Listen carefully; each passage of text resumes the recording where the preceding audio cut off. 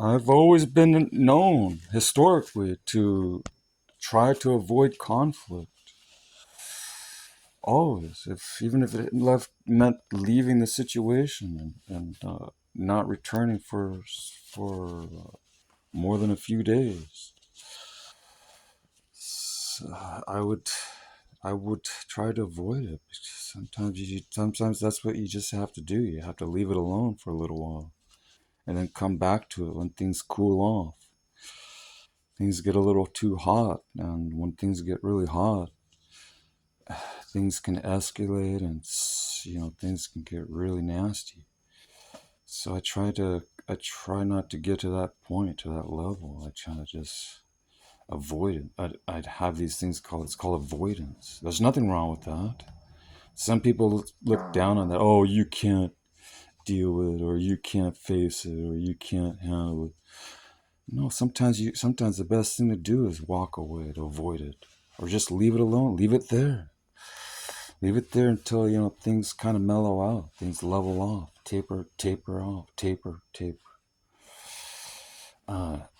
Sometimes that's what has to happen. You just leave it alone for a little while, and then sometimes things will take on a course of its own. That's actually better if you don't try to force pieces together. Try to fit pieces of the puzzle together that don't really fit. You know, pieces are supposed to fit in nice and smooth. They're supposed to be, the ridges are supposed to be smooth. There's not supposed to be any rough edges. And otherwise you got to try to force it to work, force it to fit. And you know what happens? Things start to break. The integrity of the structure is not very good because you forced it.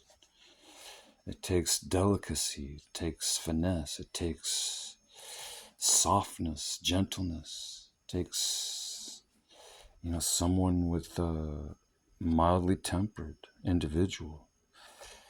And some people have that naturally. With some, it takes a lot of work to have temperance and kindness and understanding, being meek. Those are not easily acquired attributes for some people. Where some people have more of a barbaric, savage mentality because they're barbarians or something. I don't know. Maybe part of the German heritage or something. I don't know. But they growl and they gnarl and they grind their teeth like this. It's like whoa, and the hairs of their neck stand up like a wild cat.